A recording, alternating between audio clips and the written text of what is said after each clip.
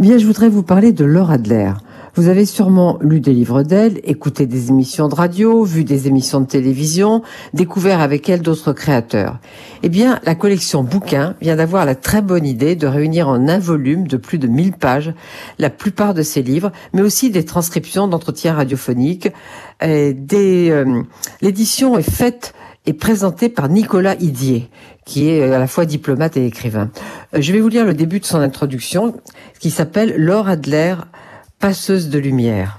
50 ans de radio, d'écriture, d'engagement féministe et politique, mais aussi de joie, d'amitié, de découverte. 50 années d'une vie consacrée à la culture sous toutes ses formes, n'ont en rien émoussé l'instinct de curiosité et la volonté farouche de rester branchée en ligne directe sur un monde qui change, d'une femme qui a souvent souffert, mais qui n'a jamais eu peur, d'une femme qui a donné confiance à des générations de créateurs. Alors, l'édition est organisée en 4 parties.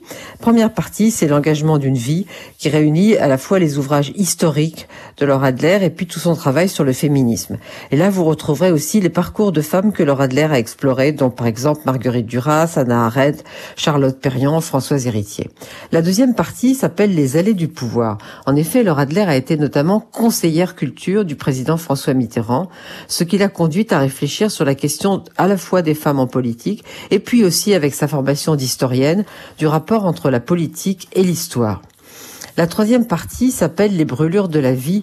C'est évidemment la partie la plus personnelle, sur ses drames privés, notamment la mort d'un enfant, mais aussi sur les rapports entre mère et fille, sur la question de la vieillesse qui l'occupe beaucoup depuis quelque temps, et aussi de la fin de vie, qui occupe tout le monde aujourd'hui, j'allais dire.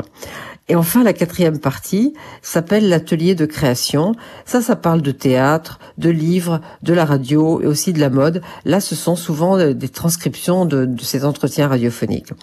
Vraiment, ça n'est pas un livre évidemment à lire en une soirée, c'est plus de 1000 pages. Mais c'est une mine pour comprendre un demi-siècle d'histoire culturelle.